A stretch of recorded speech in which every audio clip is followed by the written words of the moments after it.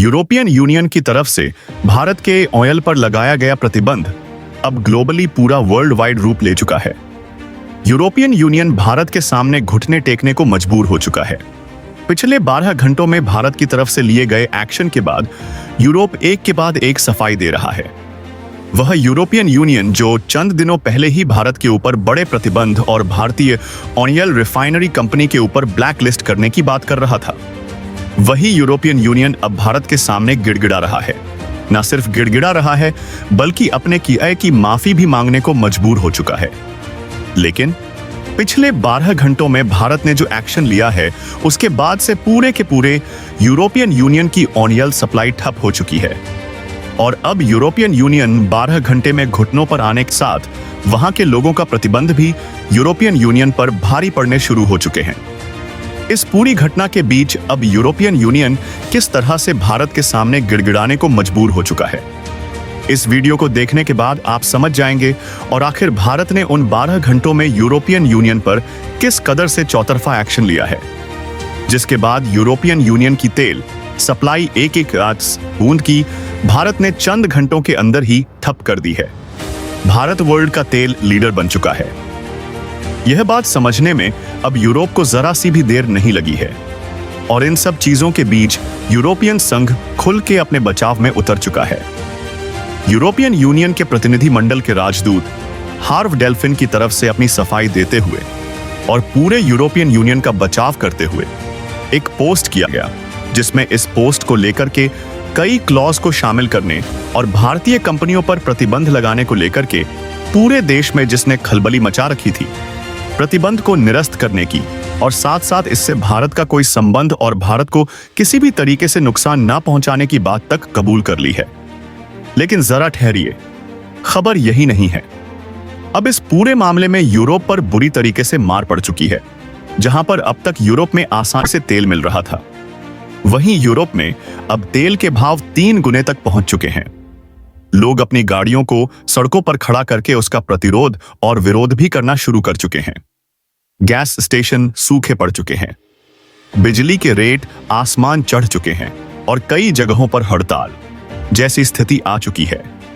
जहां भारत में इस वक्त पेट्रोल 96 रुपए में है, वहीं यूरोप में इस वक्त पूरे के पूरे महकमा हिल चुका है, क्योंकि वहां पर आसमान कीमतें छू रही हैं। क्या है इस वक्त पूरी खबर और भारत ने पिछले 12 घंटों में क्या क्या एक्शन लिए हैं और इन एक्शन के बीच यूरोप किस कदर से भारत के सामने घुटने टेकते हुए माफी मांगते हुए क्या पोस्ट डाली है, वो भी आपको दिखाएंगे। साथ साथ अब एक बड़ा प्रतिनिधिमंडल भारत इस पूरे मामले को सुलटाने के लिए आने जा रहा है। क्या है इस पर पूरी खबर, क्या पूरी अपडेट इस वक्त निकल कर के आ रही है, किस तरह से भारत ने दो मुंह रवैया को लेकर के यूरोप को बुरी तरीके से लथड़ दिया है, जानेंगे इस वीडियो में। तो चैनल पर बने रहे, वीडियो को लाइक एंड चैनल को अगर अभी तक आपने सब्सक्राइब नहीं किया है तो चैनल को सब्सक्राइब कर लें और बेल आइकन को जरूर दबा लीजिएगा ताकि जुड़ी खबर अपडेट आप तक पहुंचती रहे। और भारत के इस काम को लेकर के कमेंट बॉक्स में एक जय हिंद तो जरूर बनता है, क्योंकि वास्तव में भारत ने पूरी दुनिया को असल में अपनी ताकत अब दिखानी शुरू की है। जुदे अब तक यह मान रहे थे कि भारत सिर्फ एक ऑयल रिफाइनरी हब है, उस पूरी दुनिया को भारत ने दिखा दिया कि वह न सिर्फ ऑयल रिफाइनरी हब है बल्कि वर्ल्ड ऑयल एक्सपोर्ट को कंट्रोल करने वाला एक सबसे मेन देश है। और उसके बिना यूरोपियन यूनियन तक तेल पहुंचना दूर की बात, वहां पर तेल की बूंद के लिए भी पूरा यूरोपियन यूनियन तरस सकता है।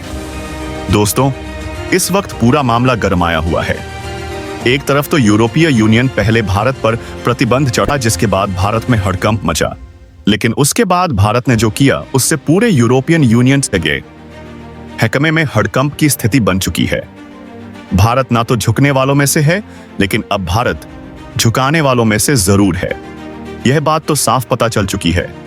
और इसके साथ ही साथ भारत ने यूरोप के मुंह पर करारा तमाचा मारते हुए डबल स्टैंडर्ड्स को भी एक्सपोज कर दिया है। यूरोपियन यूनियन की दोहरी चाल अब पूरी दुनिया के सामने भारत ने लाने का काम किया है। दरअसल यूरोपियन यूनियन खुद तो ऑयल की जगह पर अपने गैस को परचेस रूस से लगातार कर रहा है, लेकिन इस पूरे जगह पर भारत को इसका जिम्मेदार ठहरा करके किसी भी तरीके से भारत का रूस के साथ व्यापार को बाधित कर रहा है, जिसके लिए यूरोपियन यूनियन ने भारत से खरीदे जाने वाले तेल के ऊपर प्रतिबंध जड़ने की बात कही है और भारत ने सीधे तौर पर इसका विरोध किया था। दरअसल अब इसको लेकर के रूस के पूरे प्रतिनिधि मंडल ने भी कड़ा फैसला ले लिया है, जहां एक तरफ भारत को ऑयल प्रोसेसिंग को लेकर के और ऑयल प्रोड्यूस को लेकर के पूरा यूरोप रोकने की कोशिश में लगा था, लेकिन अब वही यूरोप अपने यहां होने वाले गैस की सप्लाई में बाधा साफ महसूस कर चुका है, क्योंकि रूस ने और भारत ने मिलकर के असल में पूरे यूरोपियन यूनियन को उसकी औकात दिखाने का काम कर दिया है। दरअसल इन प्रतिनिधि मंडल का उद्देश्य केवल रूस को प्रभावित करना है, ऐसा कहा जा रहा था यूरोपियन यूनियन की तरफ से। यूरोपियन यूनियन ने कहा कि संघ ऐसा नहीं चाहता कि रूस के साथ किसी देश का व्यापार बाधित हो, यानी कि वह भारत और रूस को लेकर के यह सफाई दे रहे हैं, वह भी तब जब भारत ने खुले तौर पर भारतीय कंपनी पर लगाए गए बैन का विरोध किया है। हार्व डेफलिन ने कहा है कि इन प्रतिबंधों का उद्देश्य वैश्विक तेल आपूर्ति को किसी भी तरीके से बाधित किए बिना रूस की अर्थव्यवस्था को कमजोर करना है। डेफलिन ने एक्स पर पोस्ट करते हुए साफ तौर पर कहा कि यूरोपियन यूनियन का यह कदम किसी भी देश को रूस से तेल खरीदने से नहीं रोकता, बल्कि इसका उद्देश्य रूस के तेल निर्यात से होने वाले राजस्व को सीमित करना है, ताकि यूक्रेन में उसके सैन्य प्रयासों को कमजोर किया जा सके। इससे पहले भारत ने स्पष्ट किया कि वह एक तरफा प्रतिबंध को मानने से साफ इनकार करता है, यानी कि यूरोपियन यूनियन ने जो संघर कंपनी भारतीय कंपनियों पर प्रतिबंध जड़ा है, उसे रूस को तेल खरीदने से रोका है, उसे भारत सीधा मानने से इनकार करता है। और भारत ने यह भी स्पष्ट किया कि ऊर्जा व्यापार जैसे क्षेत्रों में दोहरे मानकों से यूरोप को बचना होगा। दरअसल दोहरा मानक यही है कि जहां एक तरफ यूरोप भारत को तेल खरीदने से प्रतिबंध लगा रहा है, तो वहीं यूरोप खुद रूस से भर के गैस खरीद रहा है। ऐसे में यह बात तो साफ हो जाती है कि रूसी कंपनी रॉसनेफ्ट के अधीन यह पूरा मामला जहां एक तरफ चल रहा है, तो वहीं डेफलिन ने जोर देते हुए कहा कि इस नीति से खरीदारों को फायदा होता है और जिससे मजबूत सौदेबाजी होती है। हालांकि इस पूरे कंपनी के इस पूरे सिस्टम में सीधे तौर पर यूरोप ने अपने यानी कि भारत को निशाना बनाया था। इसमें भारत की एक दिग्गज ऑयल रिफाइनरी कंपनी को भी सीधे तौर पर निशाना बनाया गया था। वह है नायरा एनर्जी, जिसको पर अब यूरोप की तरफ से प्रतिबंध जड़ा गया था। और इसके साथ ही साथ उन शैडो हमारी शिप्स को, जो कि इस ऑयल को इंडिया से लेकर के कई अलग अलग कंट्रीज में एक्सपोर्ट करती हैं और इंडिया में रूस से इन ऑयल परचेसिंग को लाने का काम करती हैं, उन शैडो शिप को भी पूरी तरीके से यूरोप की तरफ से बैन करने की बात की गई थी, यानी कि सीधे तौर पर भारत को आ रहे तेल को रोकने की कवायद थी यह। और इस चीज से भारत ने जो एक्शन लिया वह पूरी दुनिया को हिला दिया। खैर, सबसे ज्यादा हिला पूरा का पूरा यूरोप, क्योंकि यूरोप में तेल के अचानक से सप्लाई चेन बाधित होना शुरू हो गई। यूरोप को जो भारत की तरफ से ठीक ठाक और कम दाम में तेल मिल रहा था, वो तेल मिलना बंद हुआ। अचानक से रोकी हुई सप्लाई के चलते यूरोप के पास स्टॉक भी मौजूद नहीं था और यूरोप को इन सब चीजों में चल के एक बात पता चल गई कि अगर भारत अपने यहां से तेल की एक्सपोर्ट को किसी भी तरीके से चंद दिनों के लिए या फिर चंद घंटों के लिए ही रोक देता है, तो यूरोप में आफत आ जाएगी, क्योंकि यूरोप पूरा का पूरा भारत की तरफ से रिफाइन किए जा रहे ऑयल पर डिपेंड करता है। और नायरा एनर्जी, जो भारत की दूसरी सबसे बड़ी ऑयल रिफाइनरी कंपनी है, उस पर प्रतिबंध लगाना यह सबसे ज्यादा खतरा खुद यूरोप के लिए अब साबित हो चुका है।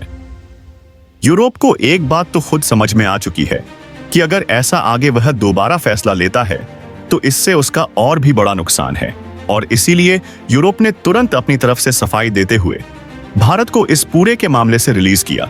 और सिर्फ तुरंत नहीं, भारत की कंपनी और भारत के शिप पर लगाए गए सैंक्शन को तुरंत वापस लिया गया और इसको लेकर के तुरंत एक कार्ड जारी करते हुए कहा गया कि इन सभी को परमिशन तुरंत से शुरू की जा रही है। तत्काल प्रभाव से जो काम रोका गया था उसे तुरंत शुरू करने को लेकर के कवायद भी शुरू कर दी। लेकिन जरा ठहरिए, इन सब चीजों में भारत ने अपनी ताकत कैसे दिखाई? यूरोप को यह भी जान लीजिए, भारत ने न सिर्फ यूरोप की ऑयल को बाधित किया, बल्कि यूरोप को पूरी दुनिया के सामने उजागर करने का काम भी भारत ने किया। भारत ने दुनिया को यह बताया कि असल में यूरोप प्रतिदिन और प्रति महीने और प्रति सप्ताह के दर से रूस से कितनी गैस खरीदता है और उसकी एक्चुअल जो कॉस्टिंग है भारत की तरफ से खरीदे जाने वाले ऑयल से भी कहीं ज्यादा बैठती है। यानी कि अगर देखा जाए तो रूस को यूरोप से कहीं ज्यादा फायदा होता है भारत की अपेक्षा। इसका साफ मतलब यह है कि रूस दोहरी नीति में भारत को जहां फंसाने की कोशिश कर रहा था, भारत ने पूरे के पूरे यूरोप को एक्सपोज करके इसमें खुद यूरोप को घसीट दिया है। और अब इस घसीटने के बाद से यूरोप में साफ करते हुए कहा है कि हम प्रतिबंध तो हटा ही रहे हैं, लेकिन भारत से गुजारिश है और भारत से एक रिक्वेस्ट भी है कि वो ऑयल की सप्लाई को बाधित ना करें, क्योंकि भारत ने ऑयल सप्लाई बाधित की तो पूरे के पूरे यूरोप में इस वक्त कोई इंफ्रास्ट्रक्चर मौजूद नहीं है जो कि ऑयल रिफाइनरी का काम कर सके। नायरा एनर्जी भारत की है और अगर भारत ने उस पर रोक लगाई तो पूरा का पूरा यूरोप ठप हो जाएगा। इतना ही नहीं, यूरोप के पास कोई ऐसा इंफ्रास्ट्रक्चर ना होने की वजह से यूरोप अगले कई महीनों तक अपने इंफ्रास्ट्रक्चर को डेवलप भी नहीं कर सकता। और तब तक आप समझ सकते हैं कि यूरोप में यह ऑयल रिफाइनरी और ये सब कुछ बाधित होने से एनर्जी का सबसे क्रिटिसाइज दौर आ जाएगा। वह दौर आ जाएगा जिसमें क्राइसिस जैसी कंडीशन इस वक्त यूरोप में बन सकती है। और इसी चीज से बचने के लिए यूरोप में तुरंत एक्शन लेते हुए भारत को इस पूरे घटनाक्रम से सफाई देना शुरू कर दिया है। लेकिन भारत ने भी अब तक इस पर अपना प्रतिबद्धतापूर्ण जवाब नहीं दिया है। आपको क्या लगता है कि भारत को क्या और औकात दिखाने की जरूरत है पूरे के पूरे यूरोपियन यूनियन को या फिर भारत को? अब यूरोपियन यूनियन को यह अच्छे से और समझाने की जरूरत है कि आगे से अगर ऐसी भूल हुई तो यूरोपियन यूनियन को इसका और भी तगड़ा भुगतान भरना पड़ सकता है। यह खबर आपको कैसी लगी कमेंट बॉक्स में लिख करके जरूर बताएं। साथ ही वीडियो को लाइक और चैनल को अगर अभी तक सब्सक्राइब नहीं किया तो सब्सक्राइब कर लें और बेल आइकन को भी जरूर दबा लीजिएगा। जय हिंद दोस्तों।